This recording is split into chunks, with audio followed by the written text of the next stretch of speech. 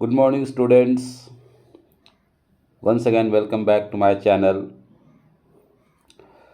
तो बच्चों, आज मैं क्लास 9th का लेसन 4 मोमेंट्स बुक का आज हम लोग ये चैप्टर स्टार्ट करेंगे।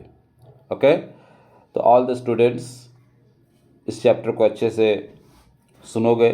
मैं पूरी हिंदी मीनिंग बताऊंगा और इससे पहले लाइक करो, चैनल पर नए हो तो उसको सब्सक्राइब करो, लाइक करो, कमेंट भी करना और ऑल नोटिफिकेशन पर जाना है ताकि सारे वीडियोस आपको मिल सके।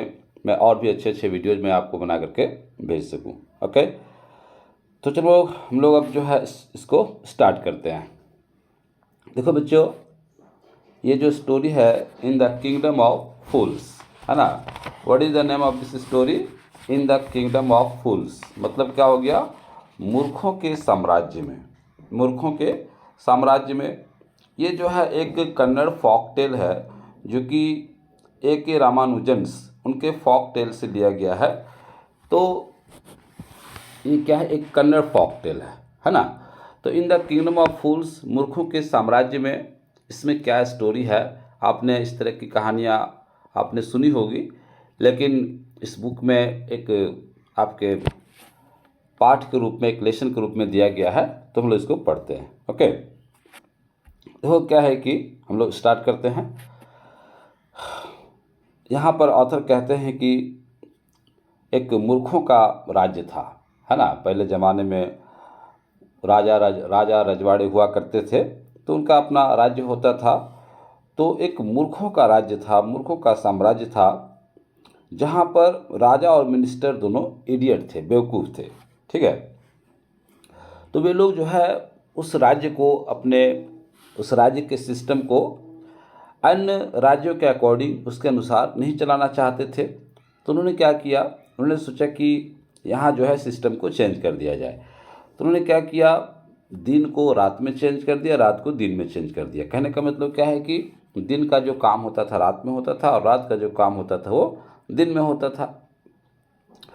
तो उन्होंने ये सिस्टम कर दिया और उन्होंने सबको ऑर्डर दिया कि यहाँ के लोगों को रात में जागना है, अपने खेतों में काम करना है और भी बिजनेस करना है, और उसके बाद जो है जैसे सुबह हो जाए वे अपने अपने बेड पर चले जाएं, सो जाएं। और अगर किसी ने इसको डिजॉबे किया तो उनको मौत की सज़ा सुनाई जाएगी। अब लोग जो है, उस समय राजा का आदेश था, राजा का ऑर्डर था, राजा ने ये ऑर्डर दे दिया। सारे लोग भय से उसकी बात को मानने लगे, बस वहाँ पर वही काम होने लगा। अब राजा और मंत्री बहुत खुश थे क्योंकि उनका जो प्रोजेक्ट था, उनके आदेश का पालन हो रहा था। एक बार क्या हुआ कि उस राज्य में एक गुरु और उसका चेला उस नगर में पहुंचा। अब ये जो है देखा कि बहुत ही सुंदर नगर है, और लेकिन क्या था कि वहाँ पर एक भी आदमी उनको नहीं दिखाई दे रहा था, क्योंकि वे सुबह के टाइम में पहुँचे थे, दिन के टाइम में पहुँचे थे। हर कोई सोया हुआ था। अब ये पता नहीं, उन लोगों को पता नहीं चल पा रहा है कि आखिर क्या बात है। भाई, दिन का टाइम है, कोई उठा हुआ नहीं है, एक चूहा भी नहीं हिल रहा है। यहाँ तक कि जो जानवर थे उनको भी दिन में सोने के लिए सिखा दिया गया था। ये दोनों काफ़ी चकित हो गए और भटकते रहे जब तक शाम नहीं हो गई। अब जैसे ही शाम हुई, लोग जो है अपने अपने काम पर निकल पड़े। ये दोनों बहुत ही हंग्री थे, बहुत ही भूखे थे। तो दुकानें खुल गई। उसके बाद वहाँ ये लोग सामान लेने के लिए गए, तो इन्होंने देखा कि सभी चीज़ का जो कीमत है, सभी जो भी वहाँ पर लेने गए वो उनकी कीमत एक ही था, है ना, सेम था। जिसको डुड्डू, मतलब एक सिंगल डुड्डू, कहने का मतलब मान लो कि 1 रुपये। ठीक है, तो 1 रुपये में सब कुछ मिल जा रहा था। बहुत ही खुश हो गए गुरु और डिसिपल्स, क्योंकि चाहे वो कुछ भी लें, बनाना लें, एप्पल्स लें, कुछ भी लें, तो उसका दाम एक सिंगल डुड्डू था, 1 रुपया था। ओके, उसके बाद जब उन्होंने अपना खाने का सामान लिया, खाना पकाया, खाना खाया, तो गुरु को रियलाइज़ हो गया कि ये जो है मूर्खों का साम्राज्य है और यहाँ पर रहना, ज़्यादा देर रहना अच्छी बात नहीं है। तो उसने अपने शिष्य से कहा कि देखो, ये मूर्खों का साम्राज्य है, यहाँ पर कुछ भी हो सकता है, हम लोग चलो यहाँ से। लेकिन डिसिपल वहाँ से जाना नहीं चाहता था, क्योंकि वहाँ पर हर चीज़ सस्ता था और वो जो है सस्ती चीज़ें खाने का आदी हो गया। तो उसने कहा, गुरु ने कहा कि देखो यहाँ के लोग बेवकूफ़ हैं, ये कुछ अगले पल तुम्हारे साथ क्या करेंगे ये कहा नहीं जा सकता, इसलिए हम लोग यहाँ से निकल चलें। लेकिन डिसिपल जो है उसकी अपने गुरु की बात को नहीं माना, वो वह वहीं पर रुकना चाहता था। लास्ट में क्या हुआ, गुरु ने उसको छोड़ दिया, कहा ठीक है जैसा तुमको लगे तो यहाँ तुम करो, लेकिन मैं जा रहा हूँ। अब डिसिपल वहीं रह गया। अब दिन भर जो है वो बनाना खाता था, घी खाता था, राइस खाता था, चावल गेहूँ जो भी होता था वो खाता था, और एकदम बिल्कुल खा खा करके बिल्कुल वो कैसा हो गया, काफ़ी मोटा हो गया, एकदम सांड की तरह। ओके। एक दिन क्या हुआ कि उस राज्य में एक मर्चेंट के घर जो है एक चोर घुसा, एक व्यापारी के घर एक चोर घुसा। वो जो है दीवार में सेंध मार करके अंदर घुसा। जब वह सारे सामान को, जो लूटा हुआ सामान था, जब वो उसको निकाल रहा था, तभी क्या हुआ कि घर की दीवार जो है गिर गई और उसके सिर पर वो दीवार गिरी, वह वहीं पर स्पॉट पर मर गया। चोर का भाई दौड़े दौड़े राजा के पास गया और कहा कि महाराज, जब मेरा भाई अपना काम कर रहा था तभी जो है एक दीवार उसके ऊपर गिर गई, मेरा भाई मर गया, और वो जो है वो दीवार इस मर्चेंट का, जिसके घर गया था चोरी करने के लिए, उसके बारे में बता दिया कि उस मर्चेंट का घर है, उसी की दीवार गिरी। उसे जो है अच्छी दीवार बनानी चाहिए थी, तो आप जो है, जो जिसने गलत किया है आप उसको सजा दें। तो राजा ने कहा कि ठीक है, बिल्कुल। राजा ने कहा कि बिल्कुल दंड मिलेगा, बिल्कुल उसको पनिशमेंट मिलेगा। और उसको बुलाया गया, जो घर का मालिक था उसको बुलाया गया। जब मर्चेंट वहाँ पर पहुँचा तो राजा ने उससे क्वेश्चन पूछा कि तुम्हारा नाम क्या है। कहा कि महाराज मेरा नाम ये है, अपना कोई नाम बताया उसने। फिर कहा कि जब यह आदमी तुम्हारे घर घुसा था तो क्या तुम अपने घर पर थे। कहा कि हाँ मिलॉर्ड, मैं तो घर पर था, उसने दीवार में सेंध मारी थी, दीवार उसके ऊपर गिर गई। तब राजा ने कहा कि ठीक है, देखो ये जो है खुद से अपने गलती को स्वीकार कर रहा है, अपना दोष ये मान रहा है, इसने एक इंसान को मारा है और इसको पनिशमेंट दिया जाएगा, इसको फांसी दी जाएगी। ठीक है। तो उस मर्चेंट ने कहा, उसको लगा कि अब तो मुझे फांसी हो जाएगी। उसने कहा कि महाराज देखिए, मैंने दीवार नहीं बनाई थी, ये जो है उस आदमी का फॉल्ट है जिसने वो दीवार बनाई थी, उसको तो मजबूत दीवार बनानी चाहिए थी, आपको उसको पनिशमेंट देना चाहिए। राजा सोचा कि कौन है वो, पूछा कौन है। कहा कि माय लॉर्ड, वो जो है दीवार मेरे फादर के टाइम बनाया गया था और मैं उस आदमी को जानता हूँ, अब वो बूढ़ा हो चुका है, वो मेरे बगल में ही रहता है। तो राजा ने अपने मैसेंजर्स को भेजा, कहा कि जाओ उसको बुला कर लाओ, उस ब्रिक लेयर को बुला कर लाओ, उस राजमिस्त्री को बुला कर लाओ जिसने दीवार बनाई थी। उसको बिल्कुल हाथ पर बांध करके राजा के आदमियों ने उसको बांध करके लाया। फिर राजा ने उससे सवाल पूछा कि क्या तुमने ये दीवार बनाई थी, कैसी दीवार तुमने बना दी। अब वो आदमी कहता है कि महाराज इसमें मेरी कोई गलती नहीं है, क्योंकि उसको जब उसी को फांसी की सज़ा सुनाई जाने लगी, ब्रिकलेयर को। अब वो गिड़गिड़ाने लगा। कहा कि महाराज ये सही है कि वह दीवार मैंने बनाई थी, लेकिन इसमें मेरी गलती नहीं है, क्योंकि उसमें मेरा माइंड वहाँ पर नहीं था, जिसमें मैं उस घर को बना रहा था, उस दीवार को मैं खड़ा कर रहा था, मेरा माइंड वहाँ पर नहीं था। मुझे याद है एक डांसिंग गर्ल जो है वो बार बार अप एंड डाउन कर रही थी वहाँ पर गलियों में, और मेरा माइंड उसके पायल की आवाज़ से भटक जा रहा था, मेरी नज़रें दीवार पर नहीं थी, मेरा माइंड भटक जा रहा था, और इसीलिए मैंने इस तरह का कमज़ोर दीवार बना दिया, जिसके कारण वो दीवार गिर गई। तो आपको मुझे नहीं, उस डांसिंग गर्ल को सज़ा देनी चाहिए जिसने मेरे साथ ऐसा किया, और मुझे पता है कि वो कहाँ पर रहता है। तो राजा ने कहा कि अच्छा, ये तो केस जो है एकदम गहराता जा रहा है। कहा कि हमें अच्छे से ध्यान से देखना होगा, ये काफ़ी कॉम्प्लिकेटेड केस है और हमें इसको ध्यान से देखना होगा। कहा ठीक है, चलो उस डांसर को बुलाओ। बुलाया गया डांसर को। वो कांपती हुई आई। राजा ने उससे वही सवाल पूछा कि क्या तुम कई साल पहले गलियों में यहाँ से वहाँ घूम रही थी, इस आदमी के ध्यान को तुमने भटका दिया और इसने कमज़ोर दीवार बना दी, वो दीवार जो है गिर गया, इस आदमी के भाई के ऊपर गिर गया, वो मर गया, तो क्या तुमने ऐसा किया था। वह जो है क्या करती है, वो जो डांसर है वो कहती है, उसने एक पल सोचा, कहा कि माय लॉर्ड मेरी बात सुनिए। राजा ने उसी को फांसी पर लटकाने का आदेश दिया। तो कहा कि महाराज मेरी बात सुनिए, मैं क्यों अप एंड डाउन कर रही थी, मैं गलियों में क्यों बार बार आ जा रही थी, क्योंकि मैंने एक जो है गोल्ड स्मिथ को मैंने ज्वेलरी दिया था बनाने के लिए, और वो काफ़ी धूर्त किस्म का इंसान था। मुझे बार बार वो बार बार बहाना कर रहा था, कह रहा था कि मैं अब बना देता हूँ, तब बना देता हूँ, और इसके कारण मैं दिन भर गलियों में आने जाने लगी थी, जिसके कारण इस आदमी का ध्यान भटक गया और ऐसा हो गया। तो इसमें मेरी कोई गलती नहीं है सर, इसमें मेरी कोई गलती नहीं है महाराज, इसमें गलती है उस गोल्ड स्मिथ की। राजा सोचा कि ये लगता है सही कह रही है, ये लड़की ठीक कह रही है। फिर उसने कहा कि एक काम करो, चलो गोल्ड स्मिथ को बुलाओ, जहाँ भी छिपा हुआ है उसको एकदम बिल्कुल उसके बिल से निकाल कर लाओ। राजा के जो बैलिफ्स थे, जो कारिंदे थे, जो उसके सैनिक थे, गए और वो चुपचाप छिपा हुआ था कोने में, उसको पकड़ करके लाया गया। राजा के सामने उसको खड़ा किया गया। राजा ने उससे सवाल पूछा, उसने वही सवाल पूछा। तब जो है उस गोल्ड स्मिथ ने कहा कि मिलॉर्ड महाराज, ये सही है कि मैंने इस पुअर डांसर को बार बार अपने यहाँ आने के लिए बाध्य किया, कंपेल किया, लेकिन इसमें मेरी गलती नहीं है, क्योंकि मैं एक मर्चेंट का एक व्यापारी था, एक सौदागर था, उसके ऑर्डर को पूरा करने में लगा हुआ था, क्योंकि उसके यहाँ शादी थी। उसने मुझे बाध्य किया कि सबसे पहले मेरा काम करो, और आप तो जानते हैं कि अमीर लोग कैसे होते हैं, तो इसमें मेरी गलती नहीं है सर। तब जो है उसने पूछा, राजा ने कहा कि बताओ वो मर्चेंट कौन है।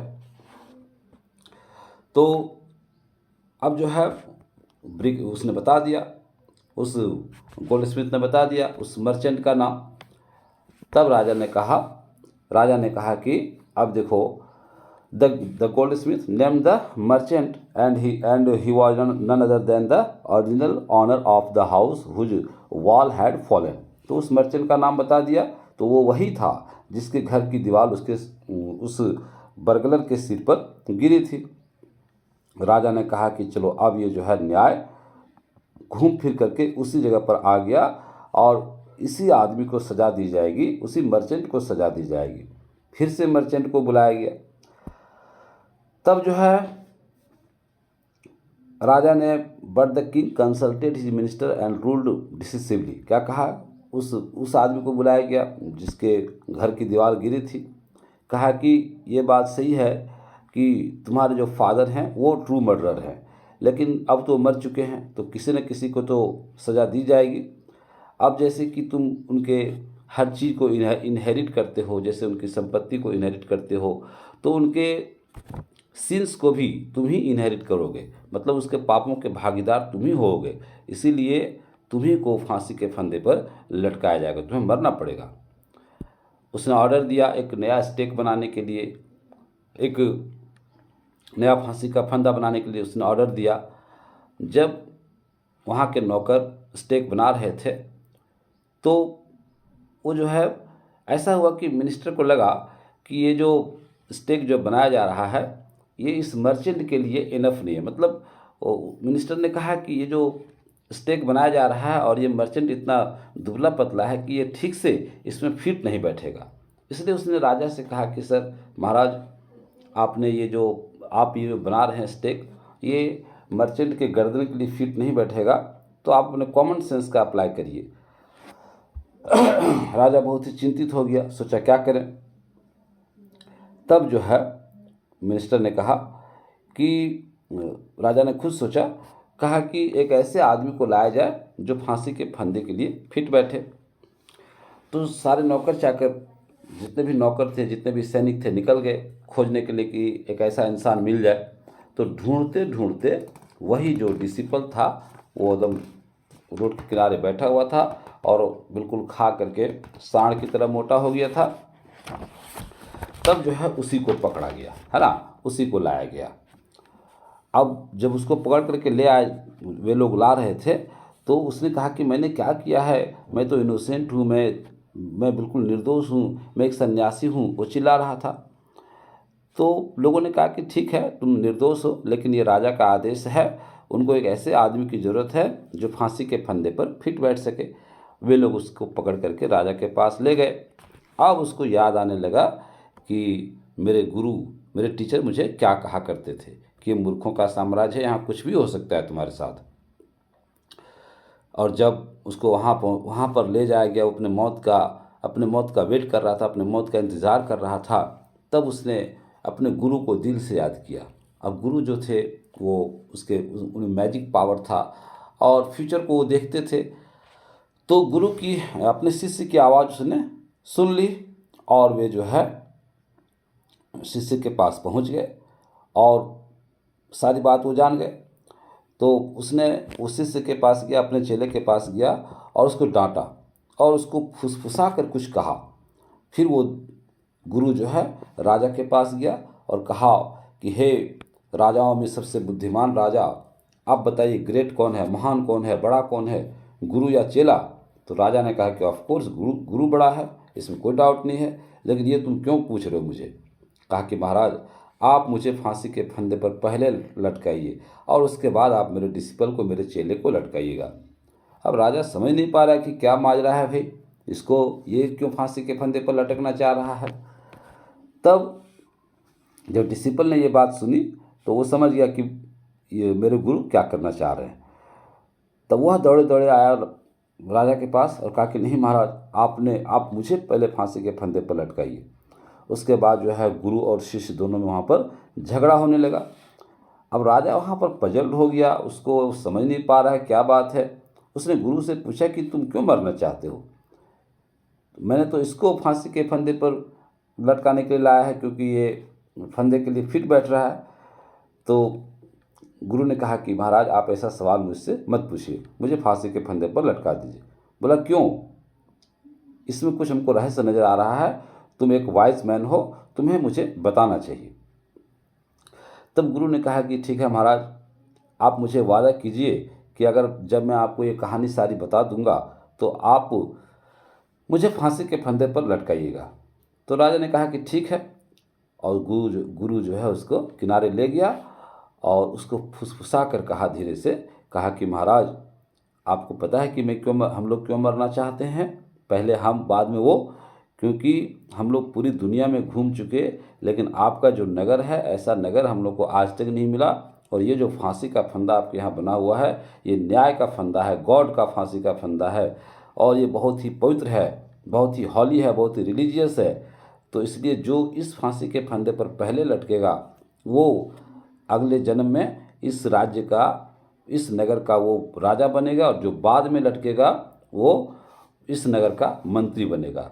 अब हम लोग देखिए ये सन्यासी वाला ज़िंदगी जीते जीते उब गए हैं, तो हम लोग जो है चाहते हैं कि अगले जन्म में हम लोग राजा और मंत्री बन जाए। राजा ने सोचा अरे यार ये काम है, ये बात है, वो डीप थॉट में पड़ गया। तब वो जो है इसको खोना नहीं चाहता था अपने किंगडम को। उसने जो है सोचा कि हम आज न कल तो हम लोग को मरना है ही, तो अगले राउंड में हम ही लोग यहाँ के राजा मंत्री बन जाए। तो उसने कहा कि मुझे टाइम चाहिए थोड़ा सा सोचने के लिए। उसने फांसी को रोक दिया और अपने मंत्री को बुलाया। तो मंत्री से यही सब कहा कि इस तरह की बात है, क्या किया जाए। मंत्री ने भी कहा कि महाराज क्यों हम लोग इस राज्य को खो देंगे, अगले जन्म में हम ही लोग बन जाएं।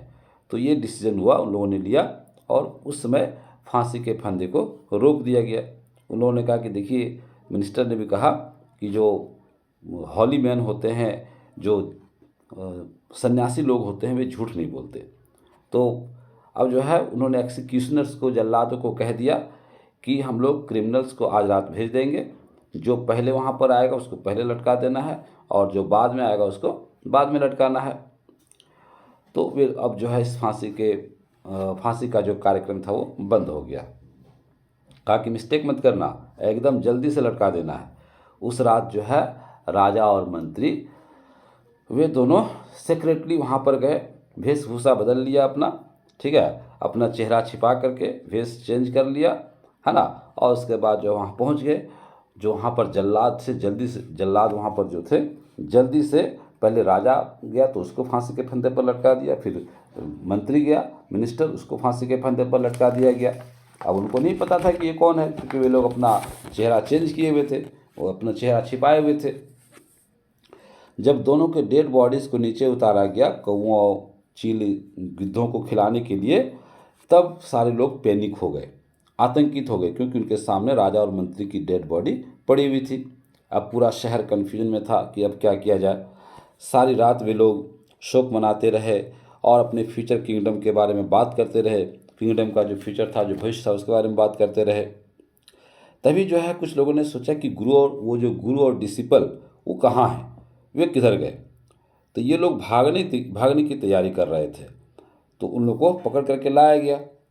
अब लोगों ने कहा कि देखो, हम लोग को राजा और मंत्री चाहिए, तो अब तुम ही लोग जो है राजा और मंत्री इस राज्य का बन जाओ। वे लोग प्रार्थना करने लगे। तो जो गुरु था वो नहीं मान रहा था, डिसिपल तो मान गया पहले ही, उसको मनाने में ज़्यादा टाइम नहीं लगा, लेकिन गुरु नहीं मान रहा था, तो उसको मनाने के लिए बहुत टाइम लगा। लास्ट में गुरु ने कहा कि ठीक है, टीचर ने कहा कि हम लोग बनेंगे, लेकिन एक शर्त है कि जो पुराने जो ट्रेडिशन यहाँ के हैं उनको चेंज कर देंगे, और जो जिस तरह से नियम है, जो सिस्टम है, उसके अकॉर्डिंग अगर ये नगर चलेगा, ये राज्य चलेगा, तभी हम लोग यहाँ के राजकाज को संभालेंगे। लोग भी सहमत हो गए, क्या कि ठीक है। उसके बाद से उस दिन से क्या हुआ कि वहाँ का सिस्टम चेंज हो गया। दिन का काम दिन में होने लगा, रात का काम रात में होने लगा। ये दोनों राजा और मंत्री बन गए और उस राज्य में अच्छे से रहने लगे, राजकाज करने लगे। तो ये स्टोरी है। मुझे लगता है कि स्टोरी पसंद आई होगी। तो अगर पसंद आई होगी तो बिल्कुल कमेंट करना, शेयर करना, लाइक करना, और फिर मिलते हैं नेक्स्ट वीडियो में। ओके।